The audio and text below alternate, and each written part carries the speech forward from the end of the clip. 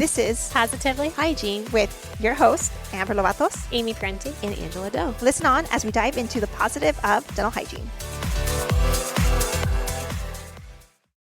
Okay, so I know the two of you are more involved with the speaking. Would either one of you care to indulge us on how you became a speaker, or how someone could become a speaker if that's the route they wanted to take? Yeah, I think the journeys are different for everybody. I think what's important is if you're wanting to become a speaker, one, to network and get started. So I would say number one, first tip, pick a topic. I would pick a topic that you know a lot about, something that you feel like I can talk about this for an hour, 30 minutes. Or that you want to learn more about. Or that you want to learn more about, that interests you. You don't have to have a niche. Some people pick niches, but that's personally, I talk only about things related to me and my life. So Latinidad, abuse, public health dentistry, those types of things are things that relate to me in my life. Angela speaks on pediatrics. Duchenne muscular dystrophy. We do one on human trafficking. Yeah. I talk about Asian American dental disparities. So yeah, picking a topic so that's one. Then I would go out and network. So there's two things. One, there's getting a gig. The other part is getting paid for the gig. I say that a lot.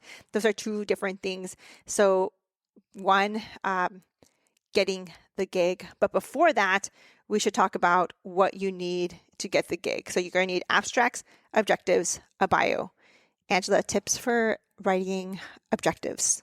Objectives, you want to keep maybe about 4 to 5 objectives. And then you want to start it. I don't think people list this anymore, but the point of the objectives is what is the attendee going to be able to do afterwards. So you can imagine in the beginning, it will say at the end of this presentation, XYZ. And then you want to choose from a Bloom's taxonomy. So you can Google this and choose a different level. So are they going to analyze it, be able to discuss it, be able to identify? You want your objectives to be measurable. And what are they going to do at the end? Measurable would be like identify perio classifications. It wouldn't be the learner will be able to think about perio classifications, because how do I measure thinking? That's where the Bloom's taxonomy goes into account. I would also do things like put them in order. So based on the Bloom's taxonomy hierarchy, you'll look it up and it'll be like kind of like lower level learning verbs towards higher level learning verbs. Put them in order from lower to higher. And thinking about, like, if we're talking about perio, then you'd probably want to use a higher learning level verbs, like being able to analyze versus being able to identify, because we all know perio. Abstracts. What's an abstract, Angela? An abstract is, I would like a summary of what your presentation is. And this is really what's going to be, this is important because it's going to be what's going to hook and what associations, groups, organizations are going to look at to choose you. With your abstract, you want to have a review, summary, highlights of what your presentation is going to be about. It doesn't have to be, like, I would say, less than half a page. Yeah, so they say about 250 to 500 words is what an abstract should be. On our bios, I have my bio. I'm sure Amy has a bio. I make my bio specific to me as a speaker, because there's social media Amber, right? And I wouldn't write a bio of social media Amber, but I would write a bio related to, like, my work as a speaker, where I've spoken, maybe my awards, and maybe my, like, career in public health dentistry, and maybe my history with abuse and working with survivors of human trafficking, that type of thing. Make it related to you as a speaker and not so much just a general bio. And how long would a bio be? You should have different lengths. Yeah. Because it depends what it's for. Some, if it's to advertise, you don't want like half a page. Some, if it's to introduce you, you don't want them to be sitting there reading for minutes. But someone, a lengthier bio, if it's for like a feature or something like that, or even for if you write articles, that has to be kept really short. I think like less than 100 characters or something. So I was taught that you should have maybe like 3 different sets of bios, differing in lengths for the different purposes. And is this where you always include a photo? Yes. A headshot. Yeah. So I would get a headshot. I use shoot.com, SHOOT.com. And you get a free photo shoot, and then you just pay for the photos that you want to keep. You don't have to pay for all of them. 2 T's at the end? Okay. Yeah. I know because I just did my taxes. And then I tax deducted my photo shoot. I need to refresh my headshot, just saying. Same, me too. But usually when you submit to get chosen to speak at your, components, your constituents on the national level So is that how you would start? How would you start getting a gig to be a speaker? If I'm like starting out day one, how do I become a speaker? I would network. I know that's so hard, right? Like where do you start? That's a great question, Amber. I would look at the different, because we all take CE courses, and then look at who is hosting them and contact them to see if they're looking for any speakers. Now, when you submit, you can submit a one-pager as well, which that has your picture. It's like a resume, but for speaking. So your picture, your contact information, your speaking topics, if you've already spoken at any kind of meetings, organizations, and then your bio with it. So that's a one pager. So it's like a snapshot of who you are. And then if they are interested and want to inquire more, then you can send them your objectives, abstract, and go from there. And then also ask around. I know, Amber, you talked about before, like, talk about yourself in the best way, advertise who you are, advertise what you want to do, because Social someone media else is great for that. know. Yeah. And not just Instagram. I would say Facebook is actually really good. I've heard LinkedIn is really good because Facebook still has a lot of the OGs on there, the people who run the associations. And so they're more likely to be on Facebook than to be on Instagram. And a lot of associations now, they have Instagram and Facebook pages. So Yeah. you can just message them because it is someone within the organization that is running those pages. I would apply to speak at those big national conferences like American Dental Hygiene Association, where you're likely to see recruiters. I would apply. Look on people's websites. Like I applied to speak at Midwinter. I still haven't spoken there yet, but I applied previously. I would apply to speak at RDH Under One Roof. That's where you will get hopefully exposure to companies looking to sponsor, but also looking at dental hygiene organizations that might recruit you to speak for them. So how Amber and I started, well, Amber, you were faculty, so you did some lectures to students, but we spoke for our local association first. And so that's how we got that. We volunteered for our state organization and been able to network that way. And then word just gets out. So you have to just put yourself out there if you want to be a speaker and start. And you don't have to have your presentation when you submit. No, have an idea. Right now, you can apply to speak at RDH Under One Roof. I would absolutely apply. You can also go to the Texas Dental Hygienists Association website. They have a Google Doc, I think, that you can submit and be like, hey, I'm a speaker. I want components to consider me. But I would also then reach out to your local hygiene component, local study clubs in your area. I don't necessarily believe in exposure work, but in the beginning, you might have to do some work for exposure as a speaker. Now, one of the other ways that we did it, which I think is a little bit non-traditional, is we got a PACE approval and AADH approval. We started our own. We're like, all right, we're not getting speaking gigs. Cool.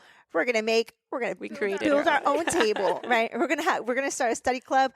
We will be the ones charging. We will be the speakers.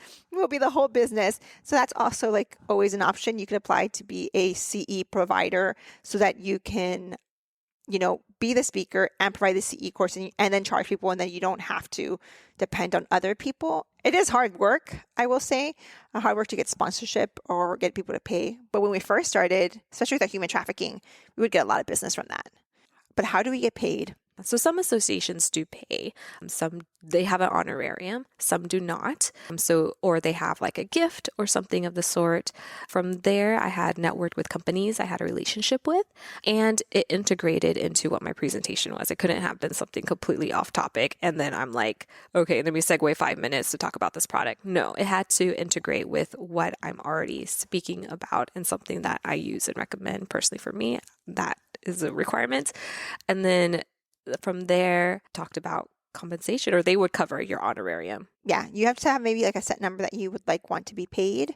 And we can talk about that. But a lot of times what will happen is either the organization will pay you, or a sponsor will pay you, or they'll pay you half. I, at this point, expect organizations to at least cover a portion of the speaking gig, because then I feel like they have some skin in the game.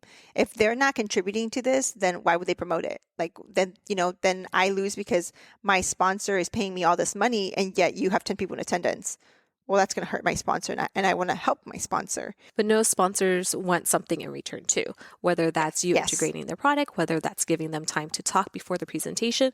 And if it's in person, sometimes they want a table, sometimes they want leads, email list. So all that needs to be discussed with the sponsor and with the organization.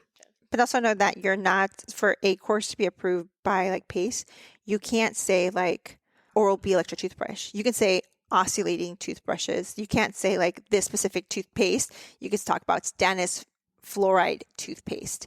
So you shouldn't be, if you're promoting products, you should be promoting all the products or using like generic type statements to talk about those things. Now, on your slides, can you include Oral-B IO toothbrush, or you could, but you just can't? It depends how strict they are, but usually you really shouldn't. And do you submit all your slides before you? Depends on the organization. Okay. Some yes, some no. I personally do not share my presentation. Like if they ask me, like, can we share this? Like, no, I will give you a handout, but I'm not giving you my presentation, because there have been people to know to like copy your stuff.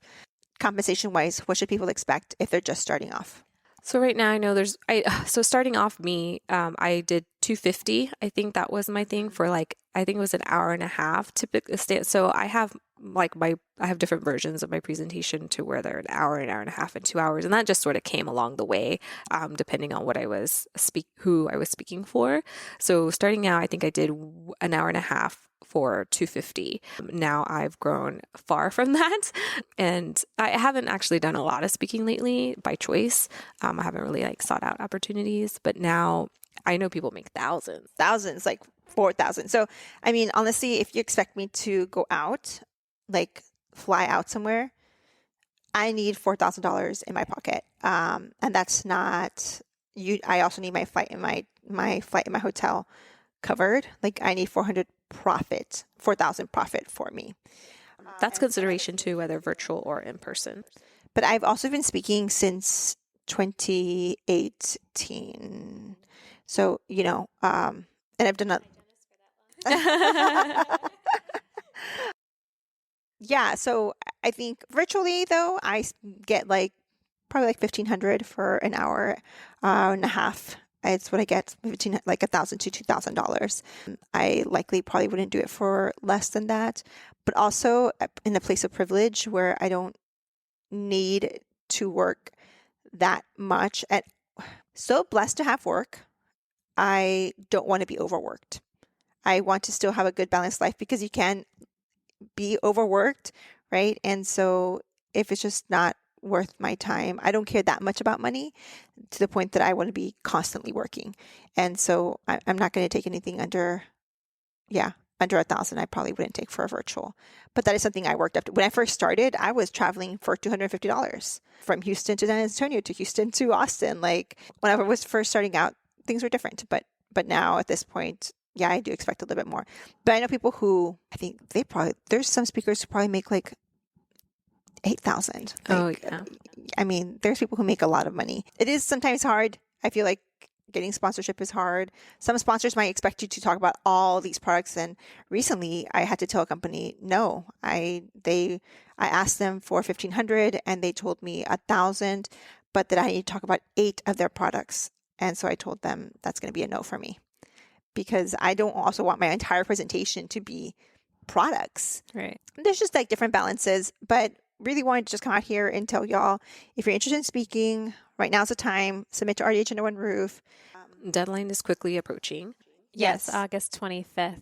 Okay, awesome. Is for the abstract. And again, that was the short half a page you said about. It says, so when you submit on there, it'll tell you how many characters, particularly for ADHA and RDH Under One Roof, it'll tell you how many characters. And I feel like right now, easy time to be doing these things. ChatGPT it up, man. Like put it to ChatGPT, like write an abstract for this topic and then rework it to fit what you need. And to fit your voice. And to fit your voice and like exactly what you're going to talk about. Don't just copy and paste that. Research how to write objectives, how to write an abstract, how to write a bio. And I mean, shoot your shot. Because if you don't shoot your shot, then my boss used to say you're going to miss 100% of every shot you don't take. So yeah, that's our advice for y'all. If you apply and you get in, or if you apply at all, let us know. We'll be rooting for you. Thank you for listening to Positively Hygiene. Join us every Tuesday for a new episode. Don't forget to follow us on Instagram for the opportunity for how you can contribute to our podcast. And follow and review Positively Hygiene on Apple and Spotify podcast.